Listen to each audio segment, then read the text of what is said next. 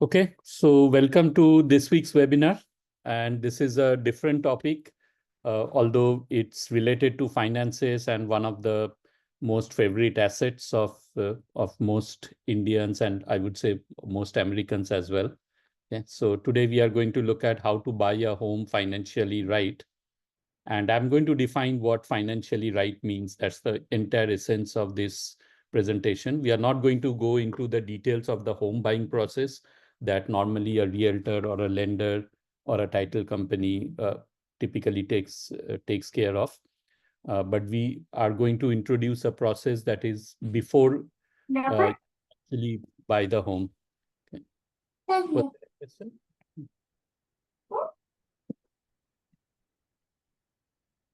Okay. So let's see typically how is buying a home typically done today? And this is something of course, I'm not a realtor, so I don't know a lot about, or I've not seen many clients buying a home. But from my own experience that I have seen, that typically what happens is you decide at some point in your life that you want to buy a home. And the first advice that I've seen is, okay, go and get pre-approved for a loan, because very few people buy homes with entire cash down, right? So you will go and get pre-approved, and that's typically the first step. And so it goes like this, that you decide to buy a home, and maybe you already have an idea where you are. Can someone mute? Hello. Okay, thank you. Yeah, let me get back to the sharing. Yeah, so you decide that maybe you want to buy a 500K or 800K home, and when you go to a lender and get pre-approved, they may actually pre-approve you for a much higher amount. And this is typically based on your income, your other debts, and all the assets that you have, how long you are in the job. So there are all of these different parameters that a lender will look at, and you will be asked to submit your documents, apply for this thing, and they'll come up with a pre-approval amount. And sometimes you can tell them that, okay, I want it to be around 600K or so they will stick to that. Uh, Otherwise, the tendency for most people is to see, okay, what is the maximum loan that I can get? And then, like, as our financial mindset typically says that, okay, even though I started with 500K, if I got pre-approved for 800K, and of course the 800K homes will be nicer than the 500K homes, so we may start from a higher level, right? And if you can see this process, this has not started with like looking at your affordability or looking at maybe you did some homework. Maybe it is structured, maybe it is non-structured.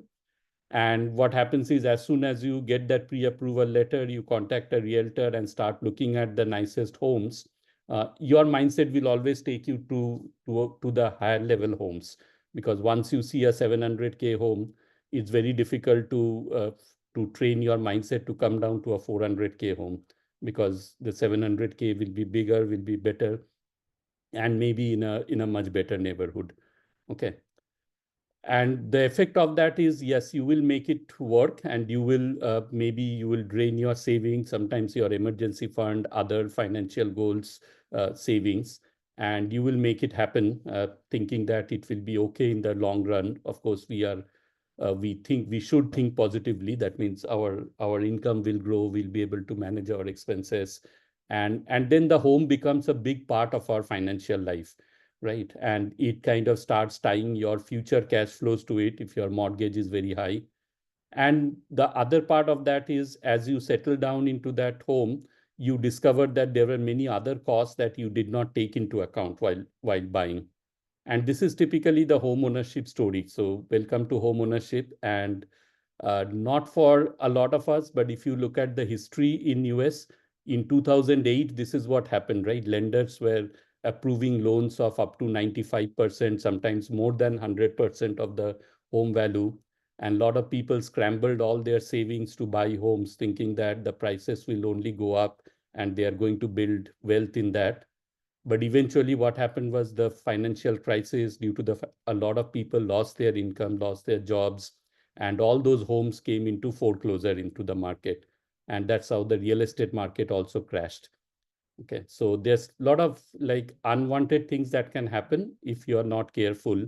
And that's where I was thinking about this, and I'll speak from my own experience that how I think a financially structured process can make it a much smoother and happier experience in the longer run. And that's what this presentation is all about. Okay. And feel free to stop me at any time if you want, if you have any questions. So let's start at that. What are the 4 scenarios that can happen? And again, these are not standard terminology. This is something that I kind of categorize the 4 different ways you can buy a home, again, from my own experience. So the first one is you can be very financially conservative, right? That you can think that, okay, I want to save a lot of money and I really want to just buy my first home very, very conservatively, and which is okay, which is actually a very smart decision to do that. Because typically nowadays people do not stay in the same home for forever. So you will move at some point. But you can also, like, if you, especially if you have a family and the aspirations are different and you are the only guy who's trying to squeeze the purchase, then you may buy something which is very, very affordable, but you will soon have lots of reasons to move out of that place, or you will grow out of that home quickly, right? And this is something which I called underbuy. And then you will be under pressure to buy another home very quickly in let's say in 2 to 3 years or so. And that can cause unnecessary, like that can cause some disruption in your other financial plans. The second one is exactly the opposite, which is overbuying, and this is pretty common. We know that sometimes, I mean, lifestyle and we become starry-eyed and we think that, okay, let's buy a much bigger home, we are going to stay here for a long time, so why not spend more right now? And then life changes, of course, and then that can go either way. It can become very a good decision because overall maybe home prices will go up and then you will not regret that purchase.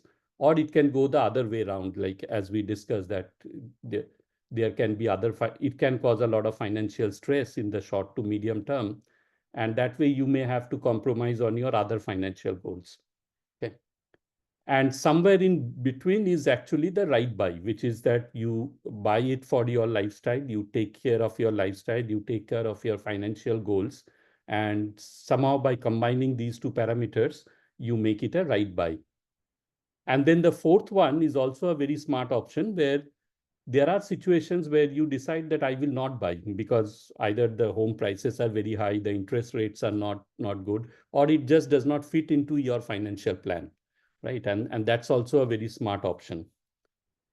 And I have actually gone through all 4 stages. So my first home in Noida, which was that society called Kailash Dham, like in a couple of years or in 4 to 5 years, I realized that I underbought that because I was very, very conservative with taking a loan. I took the minimum amount of loan and tried to almost buy it on these things. Like I paid off the loan very quickly.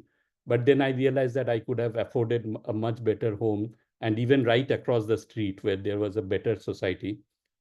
So the effect of that, what happened was at some point I became very desperate to get out of that place, that society, and buy something nicer for my family. And what happens is then suddenly you have a much longer term picture. And I like in my terminology, it was an overbuy. The next one that I bought was a much bigger than what I need. And as destiny has it, like just as we moved into the house within 1 year, we had to move to US. So kind of that became a wastage, or at least in that time, it was a financial stress for me. Okay, so that's another situation. And then when I moved to Austin, I kind of combined the learnings from these 2, and I believe I did a good job there in doing a right buy, which kind of, it's a home which is not too small, not too big, and it fits our lifestyle. I made it work financially along with many other goals that I had that time. Okay. And then the fourth one was in 2022. So after 5 years in this home, I decided that, okay, maybe I can just look into the market, see what homes are coming into the market. But by that time, the market started moving very fast because people already got the idea that interest rates are going to go up. So as you know, a lot of you know, in 2022, there was a mad rush and it was a completely seller's market where sellers were like trying to dump their homes at very high prices and people were overbidding with each other. So I entered that market and then finally I believe I took the right decision of not buying at that point, right? So I kind of backed out from there and decided to wait out a few more, maybe a better time to buy the next home. So in a way, you can be in any of these four states. And again, these are very personalized decisions. So I don't want to kind of put a blanket this thing that this is overbuy, this is underbuy, right buy or not buy. But if you think about your own purchase, or if you're in the process, or if you're thinking about buying a home in the next 2 to 3 years, then you may keep these four like things in mind, that all of these four can be your decisions. All right. So home buying, as I said in the first slide, that typically people start from choosing a lender, and then the normal process takes over, right? You get pre-approved, you go to a real estate agent, you start searching for homes, and as soon as you find a home that you want to, you make an offer. If the offer is accepted, then you go through the usual process of inspection, funding the loan, and then closing on your home. And very few people actually start on the left side, which is looking at all your financial goals, make sure that your debts are under control, and you actually have a budget to make the home purchase fit into your budget. It should not happen that after you buy the home and you get financially stressed, or you have to cut down on your other aspirations, other financial obligations or goals, things like that. Especially people with kids or who are saving for colleges, they have other, let's say, I mean, financial obligation towards parents. And we have so many in our middle ages, we have so many dependencies, right? Dependencies and things that we have to fulfill. So home is not the only thing. And that's the part you have to be careful while making this kind of, and it is one of the biggest decisions, one of the biggest financial decisions for a person who is buying their first home. Okay. Any questions so far? No? Okay. All right. So if we look at the steps to home buying, again, this was kind of depicted in the picture. But really, we have to look at the planning to buy process. That means when you are thinking about buying a home, and I'm going to talk about, there's a kind of structured 3 or 4 things that you need to think about. Then structuring your budget, then pricing your home, coming up with a more mathematical way of finding out how much home you can afford. And then you go through the usual steps of preparing to borrow money. And we are going to look at some of the mortgage options and what to do in what cases, depending on your goals with the home. And then the other steps are pretty much standard, which you will do with a realtor, like finding the right home, closing your home, and post closing. So these are, we will just like touch upon lightly, because there are like a lot of non-financial details there. Okay. Okay, and the reason we start from this is I keep on showing this picture that I think it should always start from your current financial state. You should understand your financial state, and then on top of that, what all goals you have. And this buying a home should fit into one of the goals and should not kind of overshadow or compromise the other goals.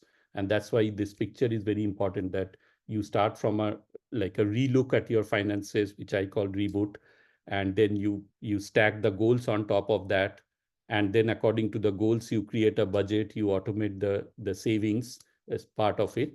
And then the home can be your growth strategy, where one part of your growth strategy is, of course, you are investing hopefully in your 401k and other things, and then the home kind of adds up to that wealth building strategy. And I have seen people, I have actually worked with clients who even pulled out their 401k money to make the home buying process like happen, right? And that can be disastrous, because then you are actually sacrificing part of your retirement fund. You are stopping all those compounding that could have happened in those investments, and you are putting all those dollars into a brick structure that you are going to live within. So you are going to kind of add more costs. It is not going to earn you any investment returns, except appreciation possibly, right? So that's why it is very important that you take care of your entire financial picture and fit this home into that financial picture. So we also talked about like the L1, L2, L3 investing criteria. And I think when you are buying your first home or even second home, you should make a solid L1 base where you have good amount of savings for your safety. You should not interrupt any low cost index funds or any other investments in the stock market that you have started. So there will always be a tendency that, okay, I have this, let's say $50,000 invested. And at that time, you were not thinking about buying the home.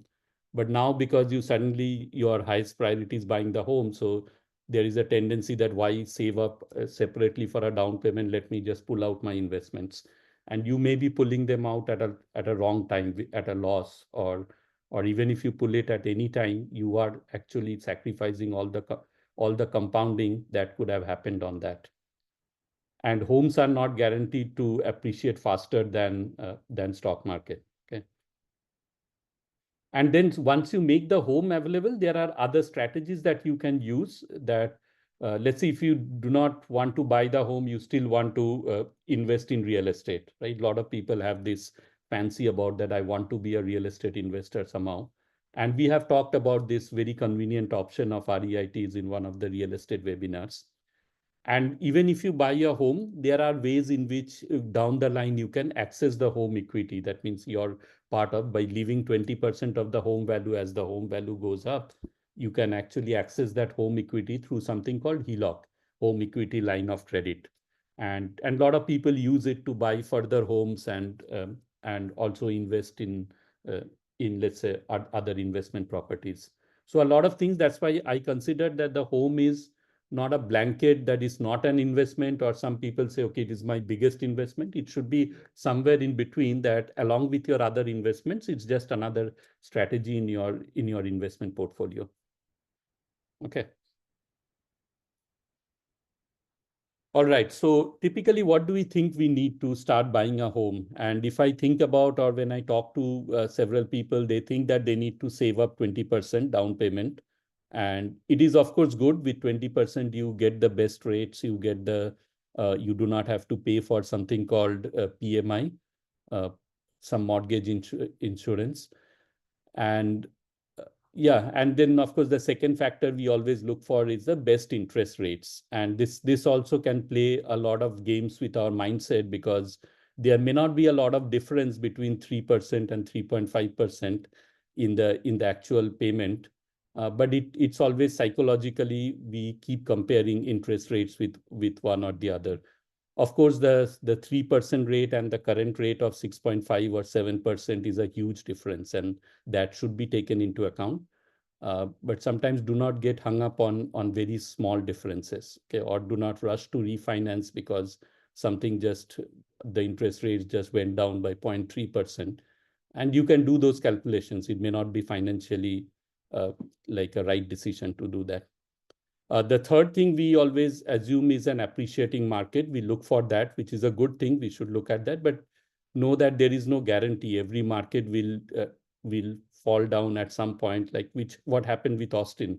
Austin was the fastest growing market in 2022, and in fact, right from 2021, 2022, and then since last year, it has lost almost 10 to 20%, maybe more in some cases, of the value of homes. Okay. And we also have this, sometimes people have this kind of notion of that a new home is always a better home. That is also not true in terms of build quality, in terms of some of the neighborhoods and this thing. You have to be very diligent about and not get hung up with a new home only, right? You have to see the other factors as well. And sometimes an old home can turn out better, and sometimes the other way around also, that if the home is very old, then of course you will have a lot of maintenance issues, other hidden issues that you may not even know about. In that case, a new home may turn out better for you. But my point here is that always a new home is not the best decision. Then the other thing we have is that we want to reduce our mortgage, right, as fast as possible. And Of course, the 15 years is a very popular mortgage option where your payments will be higher and you pay it off earlier. And this can be good for saving interest in the longer term. But I will talk about other alternatives as well.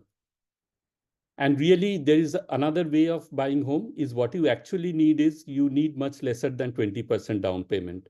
Okay, if you can fit in some of the extra cost in the payment for not having 20%, so there is this PMI that is being added, and instead of getting hung up on that, if you kind of make the whole thing fit into your financial budget, you may start with a much lower down payment. And if you already have a lot of cash saved up, maybe that cash should be invested in a better way rather than putting it all inside the home. Yeah. Then you need to work out a budget so that along with your other financial goals, you are able to afford a 30-year payment. With a 30-year payment, it becomes more kind of affordable, and especially if you are getting at a lower interest rate, which some people got before 2022, it made sense to have a 30-year payment because then you have a lot of flexibility. You definitely should look at a decent neighborhood. So rather than an appreciating market, it is more important to have a decent neighborhood. And if you are in a good neighborhood, then it definitely appreciates over time. A decent or a neighborhood which you can predict that yes will grow over time. A maintainable home, again, this is kind of in response to the new home. So as long as that home is maintainable and it has good kind of records, or let's say the roof has been changed like in recent times. So there are many factors that you can look at. And if you are comfortable with that, then I think new or old does not matter. A financial plan, and then the most important thing is not about 15 years and 30 years. It's about what is your financial plan for the longer term, at least 7 to 10 years. So we are going to look at some of those factors. All right, so we will break this down into 4 steps. So the first step is when you are planning to buy, then there are few things that you will look at. So the first thing is obvious, right? If you must be renting currently and you are paying some rent, and you should see both the numerical factor of, is my home ownership cost going to be more than my rent, and if more than my rent, then how much more, right? A little bit more may still be affordable for you. And also there are other non-numerical things, like are there any benefits of renting? For example, you may not want to take the headache of home ownership right now, right? That because once you own a home, you have to maintain it, you have to make sure that the lawn is mowed and all those things. And if something goes bad inside the home, you have to kind of call the right professional, get it done and things like that. Whereas if you are renting, then you are like more hands off in that you can just call the property manager or the landlord, and they are supposed to take care of it. So there are both kind of numbers as well as non-numerical aspects to this. Then the second thing that you should think about is, what is the purpose of buying a home? Are you, like, people buy it for consumption and then they say it's an investment? Okay. And I've also seen people say, okay, I want to invest, I want to buy it as an investment, and then they buy a much bigger home which does not make sense as an investment. So you have to ask yourself that what is your final goal for this home? And there is no right or wrong, right? You can buy a very big home and say, okay, it is part of my lifestyle and I want to spend more on a home. So then you have to acknowledge that you are buying it for consumption, and don't call it an investment. Okay? You can have other investments, you can have very smart investments in other places. The third thing is tenure and exit plan. So how long are you planning to stay?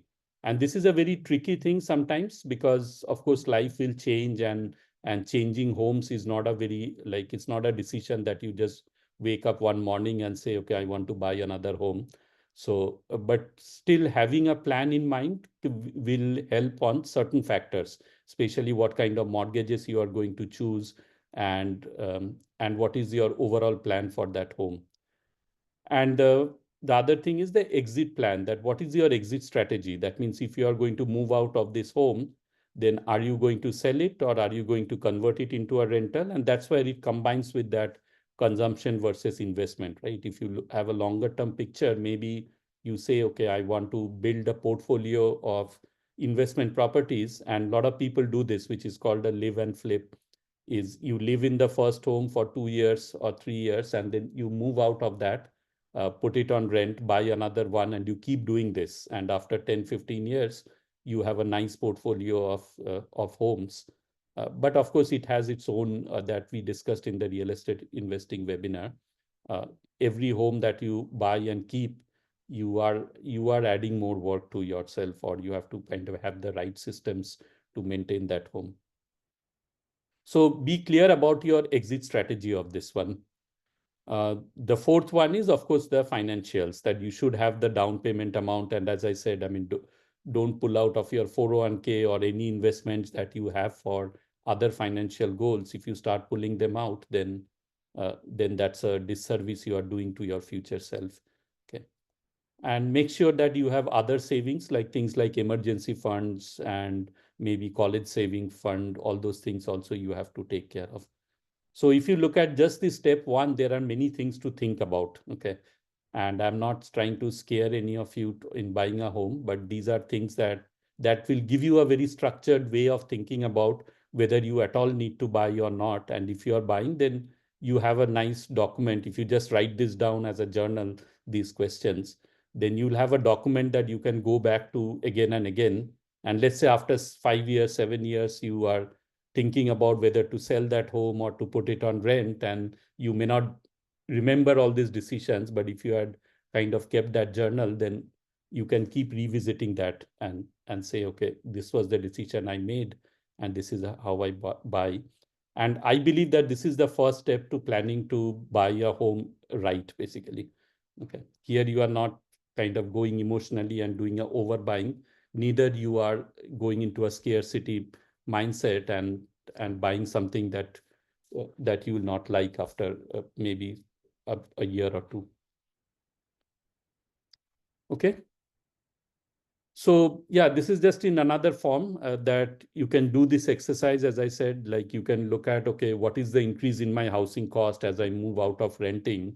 And in most cases, you will see that there will be because it's not only the mortgage that you have to compare property taxes, insurance, HOA, and also you don't stop there. You have to kind of start putting something for maintenance, because now it will be up to you.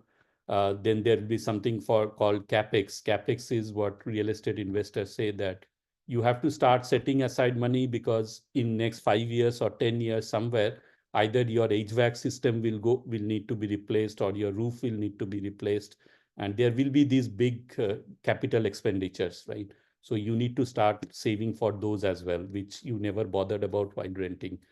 And your monthly payments for because of all of these can increase, and then you decide that, okay, maybe I'm okay spending 20% more, 30% more than what I'm paying as my current rent, and that will be a decision for you to continue renting or going um, or going into home ownership, right? The 30% rule is a good thing, that if you take all your debts, all your payments, including your home payments, if that is within 30 to 35% of your take home pay, then that's a good financial. It leaves a lot of wiggle room for your other lifestyle expenses and other financial goals. Definitely, you have to look at your other debts, combine them with this new debt that you are going to take on. And yeah, doing a complete SWOT analysis, which is like, okay, how much savings do you have? Is that a strength? What weaknesses do you have, right? Is buying this home an opportunity in your financial picture or not? And then what are the threats? I mean, where you are buying. Typically, we normally reside in good cities, but there are people who may be in a city where, let's say, there's only one employer, right? And they are in that city because of the job. But tomorrow that employer's business may go down, so they will lose their job, as well as the city's real estate will go down. So their home will also go down. And if all of their net worth was in that home, then you can think about the situation that they will be in. So that's why doing this opportunity and threat analysis is also very important.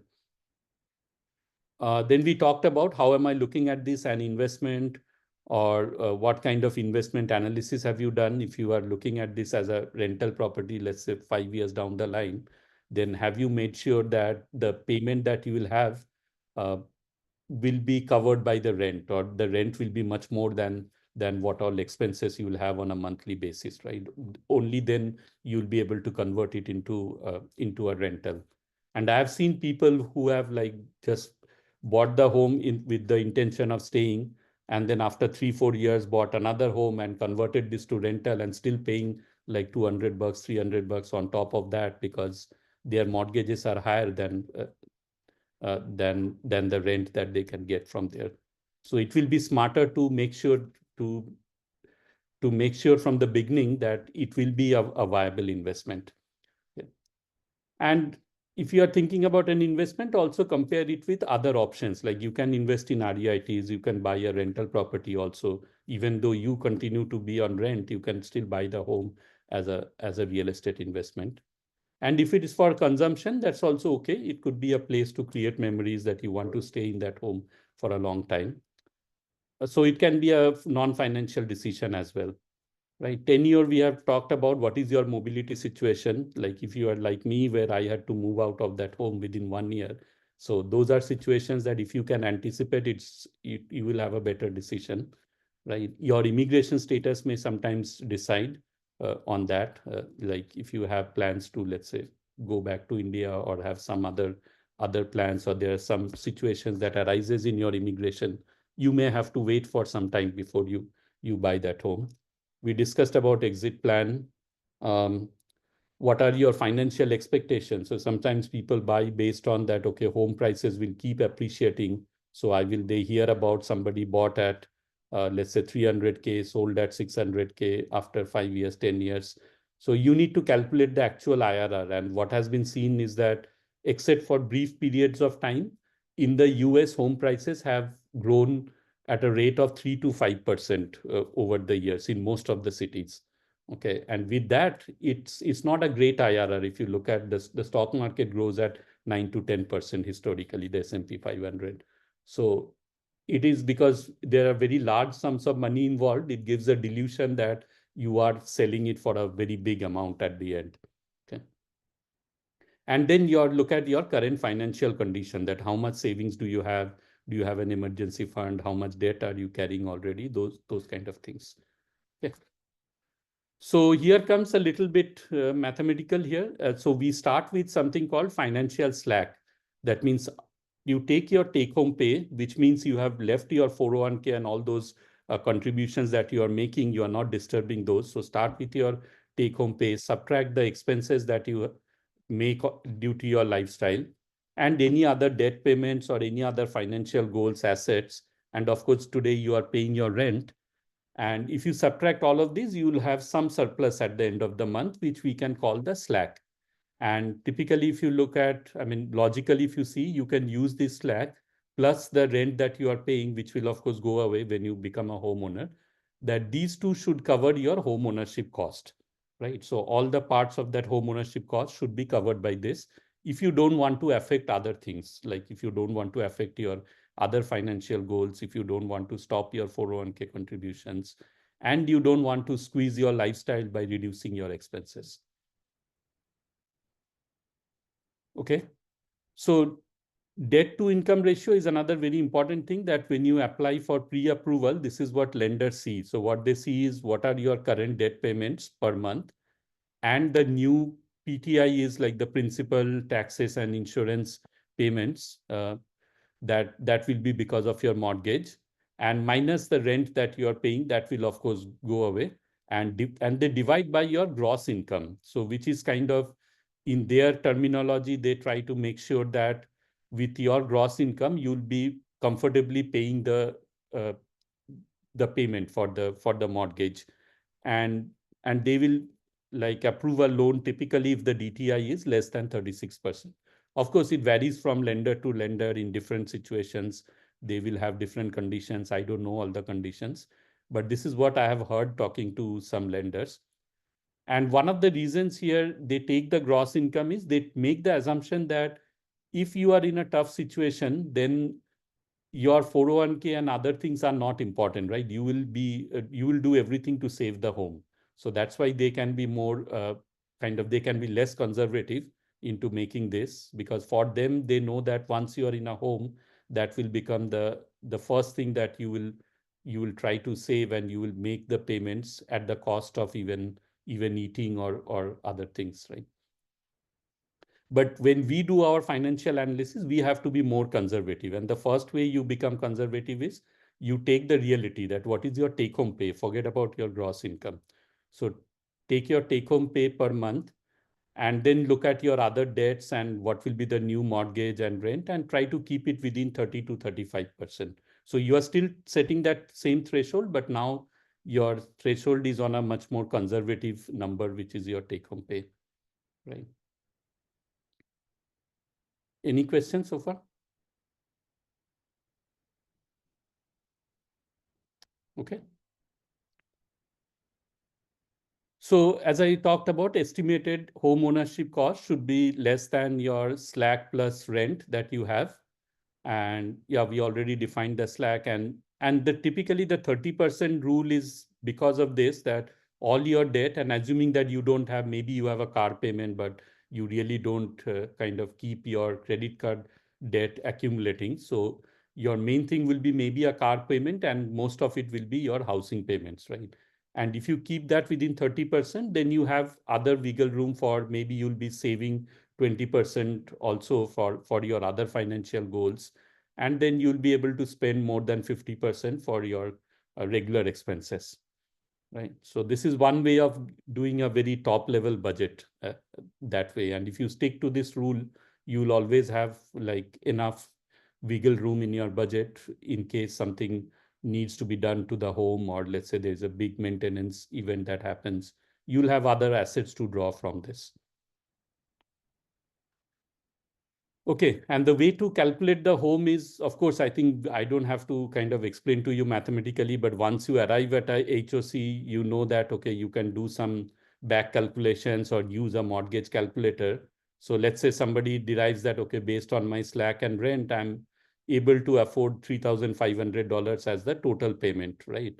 And so including some idea of your property taxes and insurances, and you basically do a back calculation to arrive at a home number. Which in this case, what I saw in this, with the current interest rate of 6.5% and with decent credit score, this person will be able to afford a payment of 3,500, including taxes, with a 30-year mortgage, right? So that way, if you look at it, it's a 500,000 home is probably around that ballpark this person should be able to afford. Okay.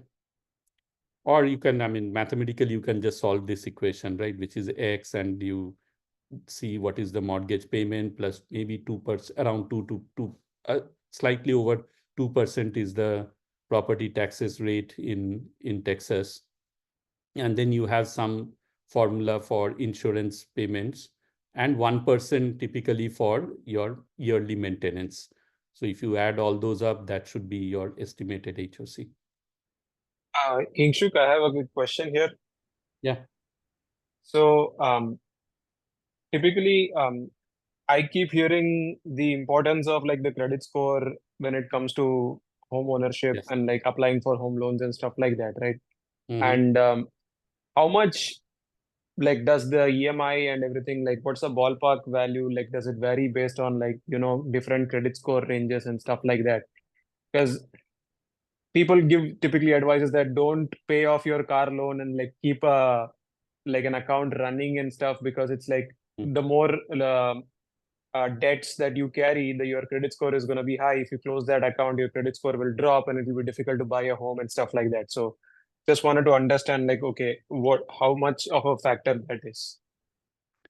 Yeah, that's not true. Like I did not have a car loan for a long time, okay, when I bought my home. But yes, if you just keep using your credit cards and you pay them off every month and you don't close those accounts, your credit score starts building over time.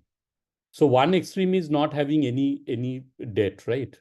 That means you don't have any debt account. In that case, your credit score, I Yeah. don't know what happens. You'll not have a credit history, right? So that is definitely you'll have problems in getting a mortgage.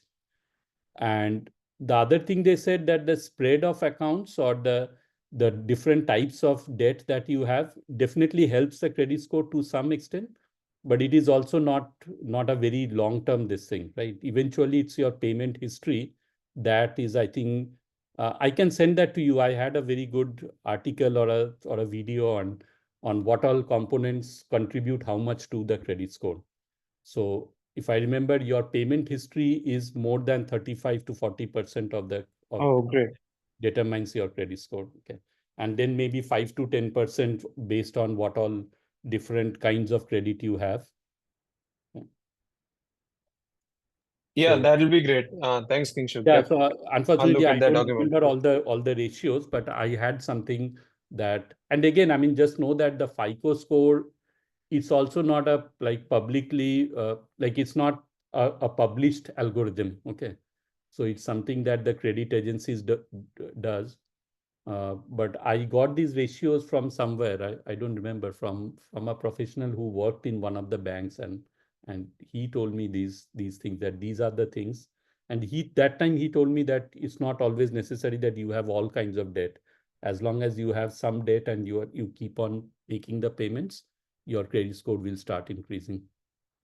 Yeah, and if I remember correctly, the score that Mm. displays to them when they are giving you a car loan or a home loan is actually like 15 to 20 points lower than this FICO Yes. score that Yes. we can see. Yeah. Yeah, so what we see is only a simulated value, right? If you create an account on Experian, and what they tell you is a simulated value, but the actual value will be different when the lenders pull your credit score. Yeah.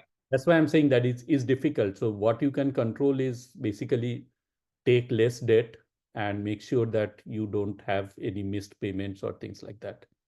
That is always better. Yeah. Thanks, Kingshuk. Sure. I don't know if anyone has a different view, please speak up. Okay. Maybe in your experience, you have seen a different fluctuation in credit score.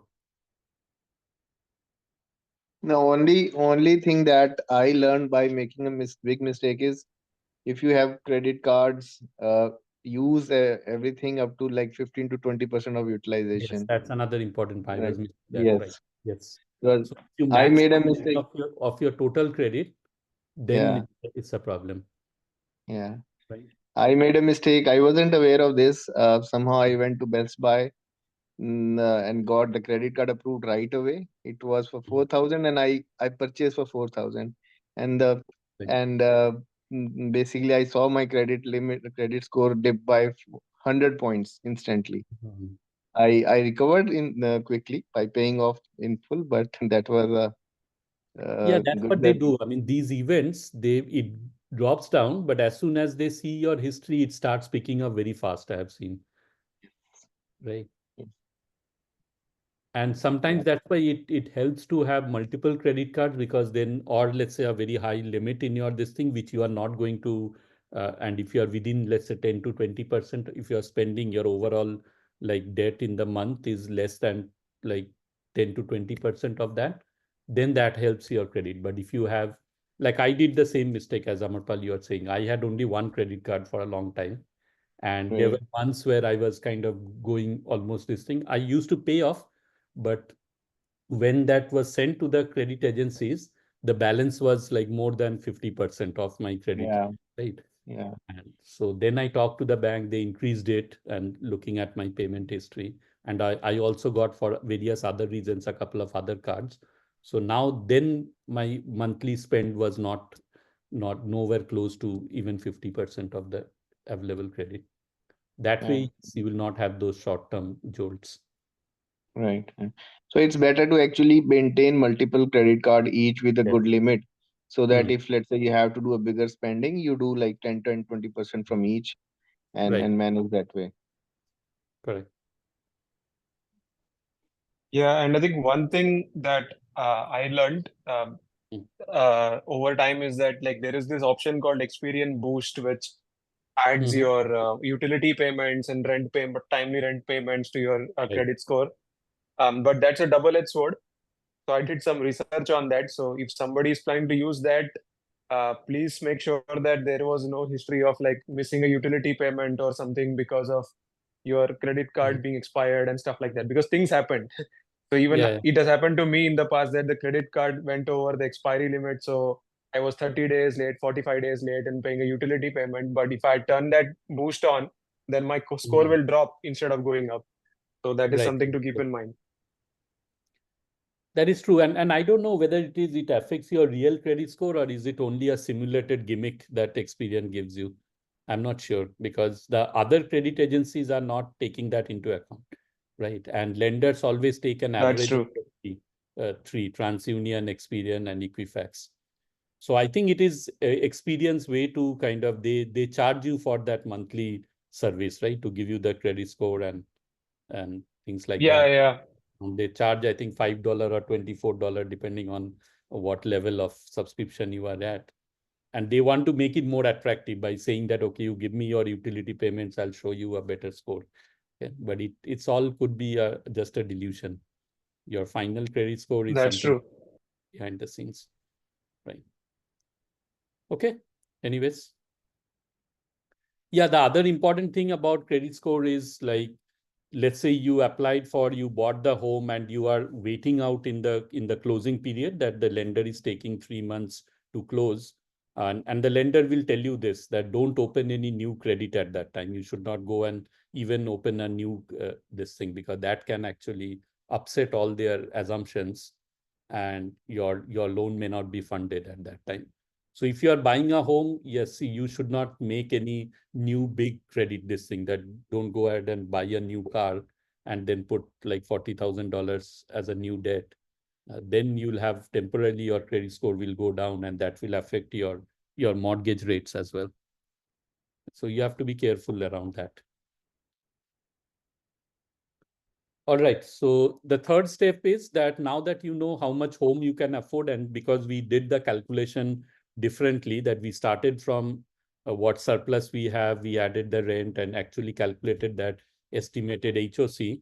Now you can go say that, okay, based on my calculation, I can afford a home of 500K or so. So you go and get pre-approved for maybe 600K, a little 10-20% more than that. And that way you are also doing your lender a service, that they know that exactly how much loan you are going to like avail of finally, and you'll be able to possibly negotiate better interest rates and things like that, right? And when you do this, I think these are standard, but a lot of people do not do that. They talk to at least 3 to 5 lenders, and you may have to apply with each of them, or you can select a good reliable mortgage broker whom you apply once, and at the back end, they have multiple lenders connected. So they will fan out your information to all of those mortgage companies and they will come up with the best term, or they will give you 2-3 different options. And one of the things that I've seen is it can also become very confusing when you're talking to multiple lenders, because each of them will try to send them some information. And oftentimes they are at different planes, basically. Like some of them will send you their best offer, but they are charging some points. Some of them will not charge any point, but they will have a different interest rate. And so comparing between them becomes very, very difficult. And there are different closing costs also. So sometimes it may help to call up each lender and say the first, like the estimate that you are going to send me, send it without any points, which are so that I know your true interest rate, right? That you are not, and sometimes some people will say even, okay, the amount of money they are going to charge you for the points, they are going to bundle it in the overall loan. So they will still show that it is not charged in your closing costs. So there can be a lot of variations. So make sure that you are doing as much of apple to apple comparison as possible. Otherwise, it can become very confusing. Okay. And also then you need to see what other incentives the lender is giving you. Sometimes they give, like if it is, let's say, tied to a builder, then sometimes they give you better interest rates or some other options, like they'll maybe foot part of the closing cost bill, things like that. And what I've seen is what is more important is how that lender is responding to your queries, right? And how cooperative they are for your business. And whether you are, I always get this feeling by talking to them 2 to 3 times and making sure that they will be there for me even after closing the loan if I need any service with them. And that's very important sometimes. Okay. And even during the closing process, there are lenders who kind of botch it up, or in between they'll say, okay, they will change the conditions and things like that. So that can become very, very stressful. So make sure that you have all those referrals worked out and make sure they have a good track record of closing on time. Yeah, on the types of loans, this is very important. So as you decide that, okay, you are going to buy a home of, let's say, 500K, now your next thing is you go to the lender, you get pre-approved, but you haven't yet selected your exact mortgage, right? And there are really many different options. And as interest rates or economy changes, lenders also start becoming more and more creative in giving you loans. But typically in a normal scenario, there are two broad categories of loans: fixed rate loans and adjustable rate. And I think most of you know this. In India, typically there used to be adjustable rate, and nowadays they also have some fixed rate loans. And here it is opposite. Here mostly the fixed rate loans are more popular, where you get both of these for 15-year or 30-year terms. And in the adjustable rate, there are other variations, like you may get something called ARM, which is an adjustable rate mortgage. And then you have hybrid ARMs, which are like for 7 years, you will have a fixed rate. And it is kind of a way to lure you into a lower interest rate. But then after that 7-year or 5-year or whatever that ARM is, 10-year, then it starts kind of floating along with the market interest rates. So in a way, the lender is saying that, okay, I'm giving you this benefit of fixed rate for some time, but after that, I'm passing all the interest rate risk to you. And this is a good strategy if you know that the interest rates are already high and you know they are going to come down at some point, maybe, and you have a very good idea of the tenure that maybe you'll sell the home within 7 years or so. So in that case, it makes sense to get a 7/1 ARM. For example, when I came in, I was getting a much higher fixed rate, this thing because of no credit history and all those things. And then my lender worked out a 7/1 ARM for me, which was a pretty good interest rate. And he told me that time that, yeah, typically people, which is true, that people do not stay in their homes for more than 7 years. So he was anticipating that I will sell my home in 7 years, which has not happened, by the way. I mean, I'm almost touching 7 years now. And you look at the interest rate, if I had kept that mortgage and did not refinance into a fixed one, today suddenly my payments would have gone much higher, because that 3% would have expired and I would have been locked into, or it would already start going up as it crosses that 7-year mark. Okay. But good thing is there is also a cap with some of these. So if you are really taking an ARM because of some strategy, you have to be very clear about that strategy and that you are able to afford the highest payment if that happens anytime. Yeah. And that is why I think fixed rate loans are much easier to understand and better for most people. And if you are trying to decide between 15 and 30-year, I mean, this is again kind of my view. Of course, there are many different nuances of this depending on, and some people feel that, yeah, it's also psychologically better to have a 15-year loan because you know that you are not paying too much interest and you are going to.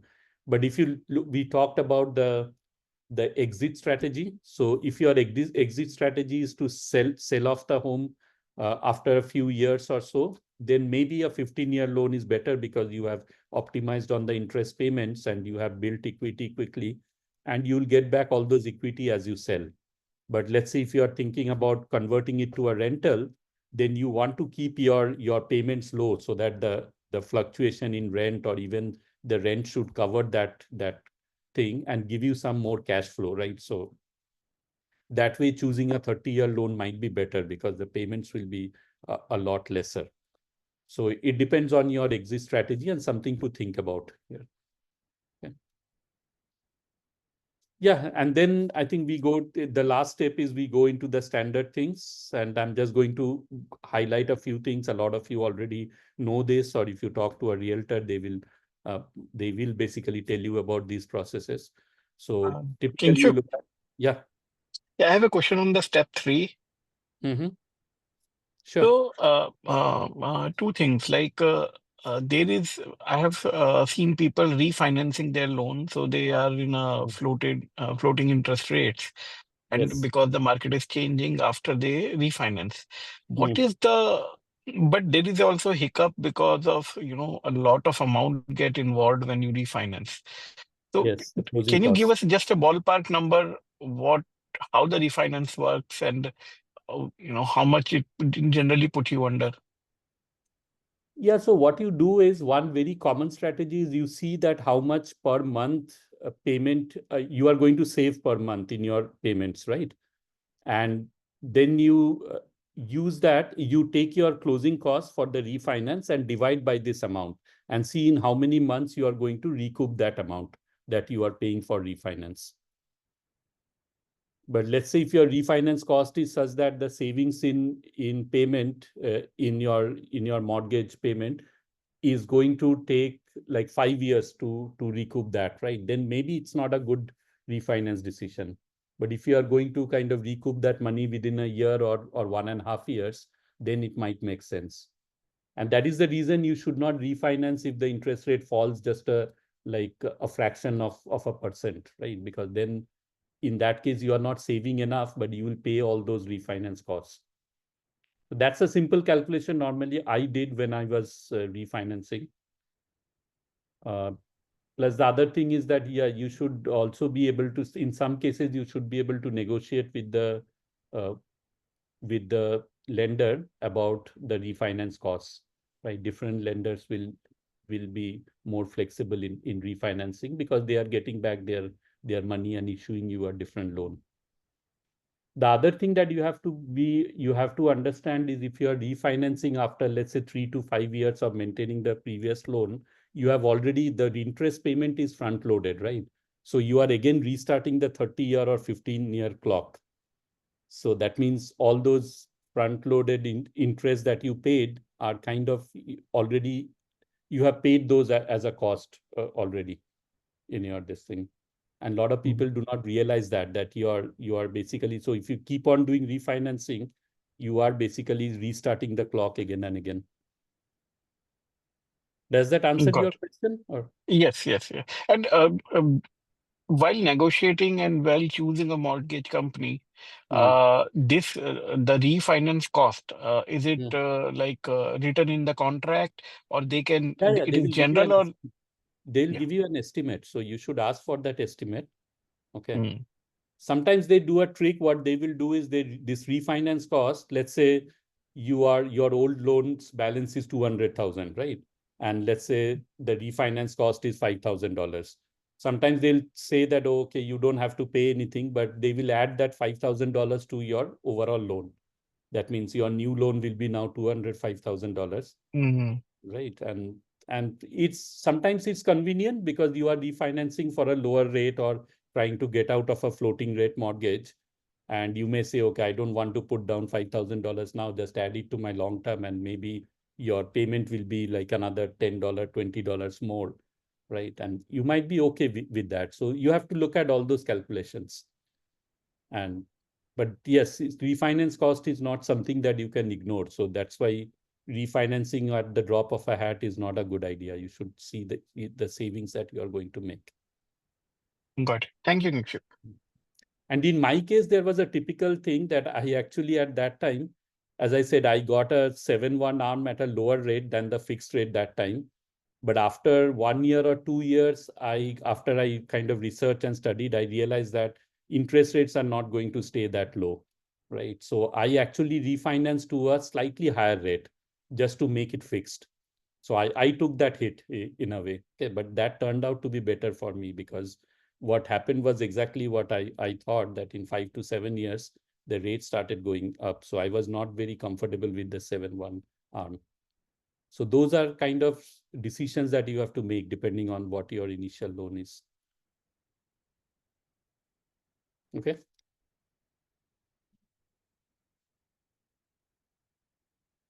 All right. So yeah, so the fourth step is, as I said, it's typically just going out and finding your home. So you can, like, there are Redfin, Zillow, I think all of you know, you can look up the neighborhood, set up filters, set up automated email alerts and things like that when the kind of home that you are buying. And we already calculated the value of home. Maybe you also have to keep some wiggle room that if you set a filter of $500,000 and there's a nice home at $510,000, Redfin may not show you. So just make sure that you have 5 to 10% above that. And then when you get that home alert, you will be able to do the calculations. Um, The other thing is that when you talk to your realtor, definitely you'll have other characteristics. And again, these are very subjective, personalized things. How many beds, baths, or maybe other factors, right? So this is pretty standard. Your realtor will also set up a search criteria. And one of the things that I've seen working with at least 2, 3 realtors is it's very important that the realtor understands your values, right? Like if you're buying a primary home for consumption and you hire a realtor who is basically an investment property realtor, they will have very different criteria of looking at homes and very different way of uh, kind of trying to meet your needs. So make sure that you tell the realtor what your values are, what you are looking for, and what is important to you. Okay, so those things are very important. Otherwise, sometimes they'll be surprised or frustrated by your decisions. And they'll say, oh, this was a perfect property. And you may say, okay, I don't like it because of these reasons. And those reasons may not make sense to them. So that's why having that wavelength match with your realtor is very, very important. And the other thing is definitely, I think it's much more structured but you should make sure that the realtor is a buyer's agent. For example, if you hire a realtor from one of the services like Redfin or Zillow, it is not sure which side they are representing, right? Because they are also representing the listing, and they will give you some incentives, but you are not sure whether they are kind of working for you or working for the seller. So that's very important that you make sure that realtor has a good service record as a buyer's agent. Yeah, selecting the home, again, there are some kind of pitfalls that you should be aware of, but I think people who have already bought their homes are already aware of these things. And this happened to one of the homes that I liked when I was buying my first home. We kind of almost settled down. I told my realtor to kind of make an offer. And then I decided to visit in the evening, and the neighborhood was completely different in the evening. It was all dark and very scary kind of this thing. Whereas in the morning, it really looked nice, and we decided to drop that day itself. So just make sure that you visit in different days and different times of the day to get a good picture of the home and the neighborhood that you are going to buy. There are also considered some neighborhoods do not have city connections, so they have their own utility, other arrangements. So that's also very important to check out. Potential maintenance, of course, depending on if you're buying an old home, then you have to see how old it is, what are the things that you need to take care of. Upfront repair cost is a big thing, but this typically comes up after inspection. But the realtor also knows, sometimes they will tell you upfront that, yeah, these are the things that you will have to repair. But after inspection, you'll get a more accurate picture. Definitely read the seller's disclosure. So before making any offer, get the seller's disclosure. And by law, sellers are supposed to disclose the big items that they have, which is a concern with the home. Okay. So you can just ask your realtor to provide it. I always do it for whenever I like a home. The first thing I look at is the seller's disclosure and read every part of it. And you can ask a lot of questions. If there are, sometimes sellers will disclose that, yes, I had this foundation problem, or I had this termite problem, but it has been corrected. And then you can ask follow-up questions based on that, okay, if it was corrected, then do you have the warranty document? Do you have how it was corrected? Or you can just pass off that home if it has red flags, right? Sometimes, most of the times, it's a smart decision to just pass off that home. But also you get the good deals where you have these subtle red flags because other people don't want it, and now you can be in a better negotiating position to close on that home and reduce the prices. So it's a double-edged this thing, right? It's a trade-off. And then the other thing you should have is like roof, plumbing, electrical, HVAC. These are all will come up in inspection, but make sure that you know what are the capital expenditures. I mean, your inspector may say that the roof is good, but if the roof has been replaced, let's say many years back, or your HVAC is very old, then it may still be working perfectly fine, but you have to account for that you'll have to replace it very soon, right? A foundation can be a very tricky thing, especially in Texas because of the soil kind of thing. Most houses have old houses have a foundation problem. Okay, and you have to make an assessment that how big that problem is, because if it's a really bad foundation problem, it can be a really costly this thing, and the value of your home will drop like anything. Okay. And for new builds, I don't have much exposure to new builds, but what I've seen is that there can be 3 inspections done. So make sure you schedule all the inspections, foundation, at foundation, before closing, and then before the first year warranty expires. And your builder should be okay with this. If they object to any of the inspections, then you know there is a big red flag. They are hiding something, right? Estimated time of closing, this can be very tricky with new builds, as there could be delays, there could be other supply constraints and things like that, and that can disrupt your plans, right? Your mortgage rates may change by that time, the market may change and things like that. That's always a headache with new builds. And of course, with new builds, the builder can, in like times like now, they actually provide a lot of incentives. So you have to make sure that those incentives are also kind of making it easier for you to purchase that home. Okay. So making offers, again, when your realtor creates that offer, make sure that you understand the following terms. Option period. Option period is typically the period of 7 to 14 days and you can negotiate this period where you run your inspections, you can have a change of mind, and option money is something that you just pay. But if you decide to walk out during the option period, walk out of the contract, your option money will be returned to you. And then after option period is over, you'll typically pay your earnest money. And earnest money is something which is holding the contract, basically. So if for some reason you walk out of the contract, then you lose your earnest money. Plus, there could be other legal implications. So make sure you do most of your due diligence during the option period, right? And then contingencies are very important. So what happened in 2022 was people were like waiving off certain contingencies, that I don't need to do inspection, I don't need to worry about appraisal value. If the appraisal comes lesser, then they'll get a lesser loan from the lender, because the lender will not lend above the actual value of the home. And if you are having to pay more because of the market competition, then buyers were agreeing to pay that out of pocket, but that can run into a lot of complications, right?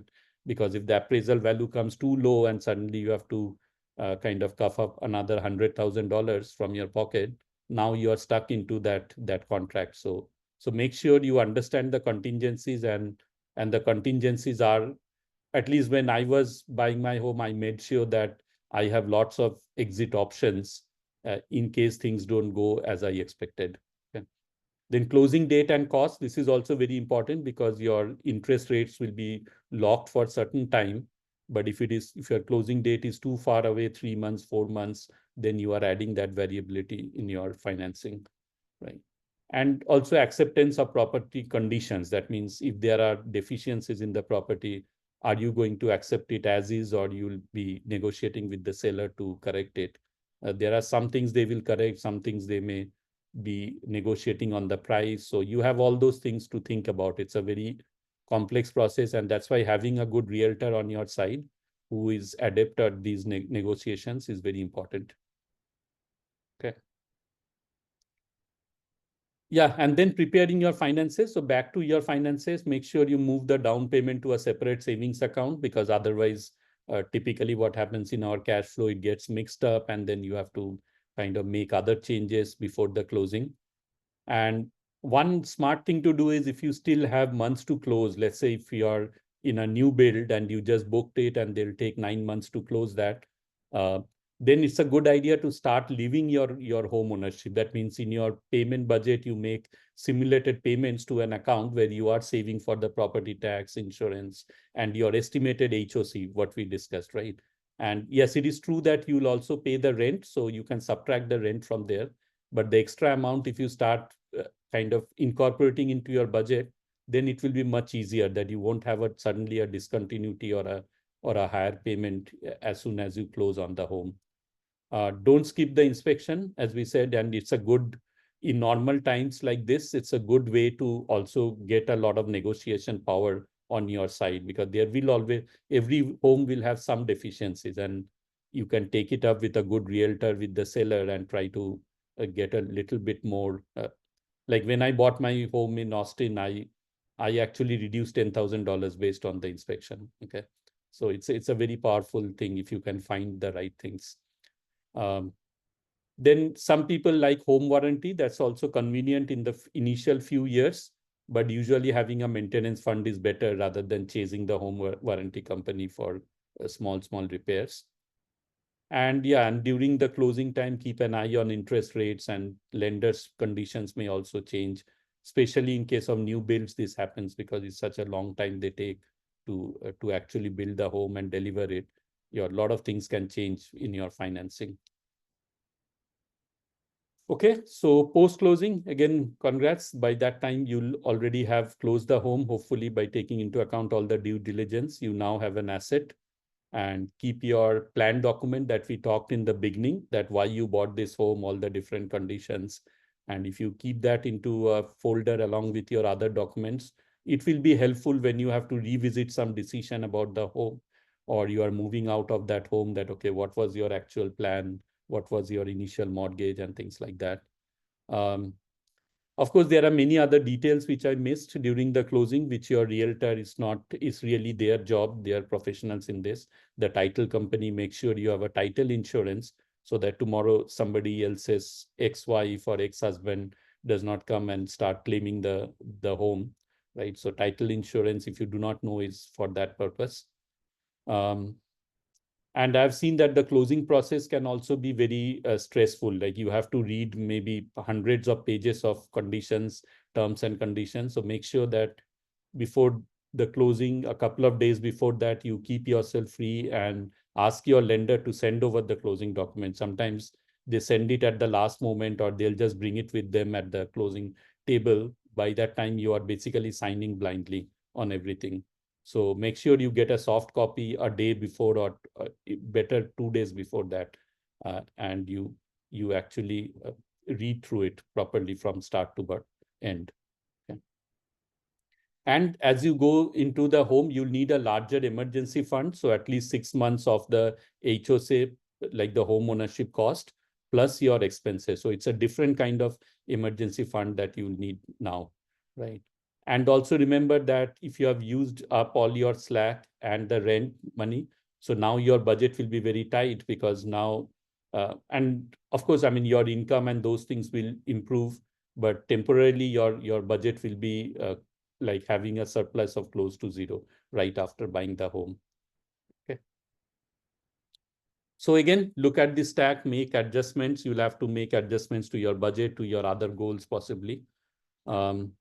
I have a software called startyourmoneyright.com. You can go into this, and it actually does, if you entered your home and all, it does affordability check. You have to give some other numbers like your income, your expenses, your current rent and things like that. And I can have a separate demo sometime, or you can ask me any questions if you decide to use this. It's completely free. It's available on the web. It's live, startyourmoneyright.com. And if you go to the buy a home, it basically tells you how much your home ownership cost is going to compare to your current rent. What is your affordability check? So right now, in this case, it is at the boundary. So it's like 4,000 rent plus slack and 4,185. But because it's software, it flags this.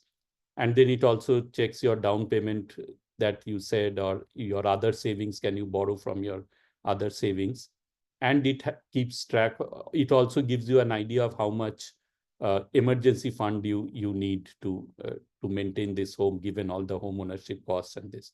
I mean, these are typical calculations, but it helps to have it in a software. And if you are doing this analysis, you can just use this one if you want. Okay. All right. Yeah, that's all I have for today. Any questions? Yes, Kingshuk. So there is different lenders may evaluate the home and give different prices for that. Like this actually, whatever the seller may be asking, but according to us, the cost of the house is this, right? So at which stage of home buying process, we get an assessment from the lender? Like we have to make some commitment beforehand, and then we have to reach out to our lender, and they may say that, okay, this house is not, it's lesser. Right. Uh, Yes, than what you are paying. So Yes. typically in your offer that your realtor is preparing in normal times, right? They will put a contingency there. That's why it's very important to have that contingency, that if your appraisal value comes lower than what you're paying, then you have an option to walk out of that contract, right? Because what will happen is, let's say you decide, you say, okay, I'm going to pay $500,000 for this home. And so your lender said, okay, I will fund 80% of that, right? $400,000.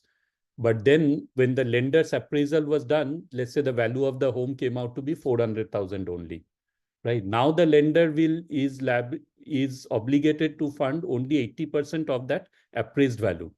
So that means now that extra 100,000 you have to pay from your own pocket. Okay, so that will add to your down payment cost. And ideally in your offer, you should have a contingency to say that if the appraisal value comes too low, then I can walk out of this contract. I will not buy this home because I'm buying it over the market price. I have heard of some issues also with buying new homes, that they have a tie-up with the lender, and that lender gives high Yeah. appraisal value. But if you get another lender involved, they are giving much lesser appraisal value. So in that case, there may be a problem in the clauses itself, because the clause may be written like your lender or any lender. Yeah, that's why I don't like new builds, because I bought one new build as an investment property, and the terms and conditions are all very skewed in favor of the builder and the lender, right? So you are basically stuck into that contract by whatever they are doing. And I don't know how the lender actually, normally this is to reduce the risk of the lender, right? That tomorrow, if the house goes on foreclosing, you don't make the payments, they will kick you out of the home, but the lender also don't want to keep the home. They will have to sell it in the market. So they want to make sure that they are not funding something for $500,000 when all they will get back is 400,000. They have a tie. I mean, in some Yeah, cases, some lenders have a tie-up with the builder, that they are giving money to the builder, and they want to show exactly. higher appraisal value than Yeah, so they are required. basically taking an extra risk, but because it's a new build, they are probably, I don't know what their business model is. They might be assuming that the home price will go up, so they don't have that risk, right? And also the builder will also kind of play to this, because the builder is able to sell you at a higher price, right? So they are also getting upfront much higher money. So it's a nexus, yeah, it's a different business model. But the traditional model is this, like all of these parties should be disconnected to each other, right? The seller is selling an older home. You go into option period, you do your due diligence, you say, okay, I'm entering into the contract. Then the lender, you'll ask the lender to start the closing process. They will send an appraiser. The appraiser will go back and give you a value. They will give you the appraisal report also. And then if the appraisal comes lesser, then the lender will get back to you and say, okay, this is the difference. Do you want to move ahead with this? Because you'll have to pay this along with your down payment, right? They will not fund that. And at that point, you should have a contingency. And this is what was happening in 2022. I've seen even realtors were asking their buyers to waive off that contingency. That means if the appraisal comes lesser, then it is up to the buyer to come up with more cash at the closing table, but they cannot leave this thing. And it becomes more attractive for the seller, because now the seller knows that the buyer cannot leave the contract. Okay. And that was used as a way to win the bid when there were multiple bids. That was a way to, most realtors were doing this, right? Yeah, But if because risk on the in case buyer, where is demand is more and yes, sell yes, is less, yes. everything. So whatever you are saying, 50% of the things are going out of the table. A lot Right. of people are not, the wave of contingency, wave of inspection also. Just give us the Right. home. Yes. That's very risky, waiving off inspection also just to get the home. Right. And like in my case, I was saying in 2022, I walked out of that, because what happened was, even when I entered, I won the bid, I entered into the option period, and the sellers, this thing, suddenly they increased that option money from $2,000 to $20,000. And I said, I mean, who pays $20,000 for option money, right? So I said, okay, I'm not going to stay in this. There's something, definitely there's a red flag here, that they are trying to get more money upfront. So I walked out of that. And I was right. After that, I was watching that on Realtor, and That home came back to the market 3 times after that. That means people were finding issues and they were getting out of that contract. So you have to be careful. That's why knowing that process inside out is very important. And a good realtor should help here. Of course, they have their incentive of selling you the home also. So you have to understand all these conflicts of interest as well. Okay. All right. Thanks, Yeah. Kingshuk. Since So Kingshuk, one question.